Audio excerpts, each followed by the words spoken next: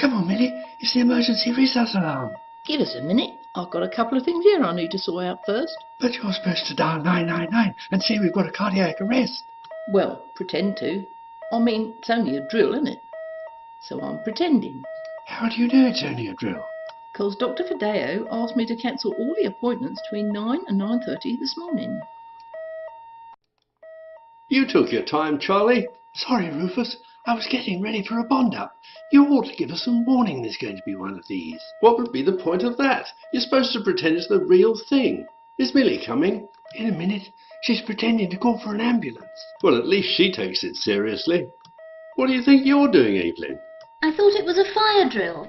No, the fire alarm sounds completely different. Anyway, fire drills are only ever on Thursdays. Oh, I didn't know that. Anyway, I reckon we've done enough now to say we've fulfilled our CQC requirements. After you put the fire out, Evelyn, you can put Annie back in her box.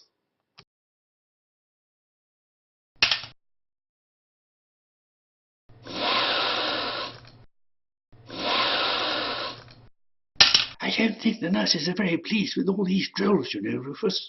They reckon we're understaffed at the moment and they've got too much to do. They're always complaining they've got too much to do. After updating their Facebook page, keeping up with their Twitter feed and texting their friends, you'd think they might manage to find the odd moment to do a bit of work.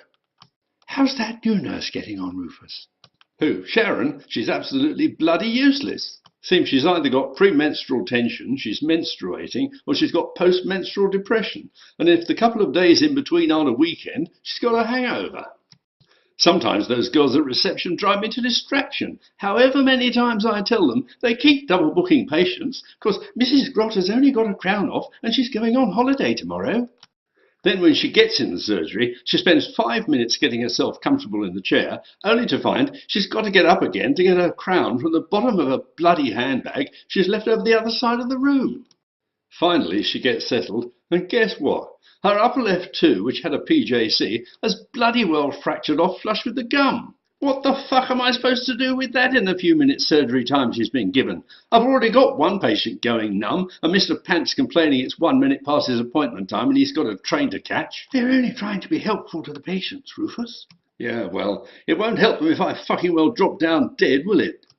Asked me if I'd seen Mrs. Gusset, who'd picked up her reline and said it was even looser than before. They'd only given her the wrong fucking denture. Oops, that could be difficult to explain. I think I got away with it. I told her I was going to put it on the tightening machine and came back with her full upper. Was she happy with that? Seemed to be. She paid her bill anyway. What do you think of our new CDO, Rufus? Colonel Sarah Hot Lips Hurley. Don't know much about her, really, but I've heard she's a Glenn Miller fan. Really? You mean the big band sound? That's the one. I believe she's learning to play the trumpet. Pretty good at it, too, from what I hear. Managed to polish off the Boogie Woogie Bugle Boy in 5 minutes. Although it took a bit longer to work her way through the whole of Company B.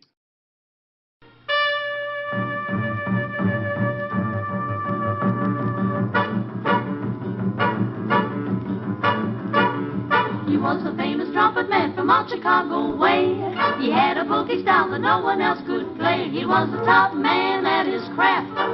But then his number came up and he was gone with the draft. He's in the army now, a blowing reveille. He's the boogie woogie bugle boy of Company B.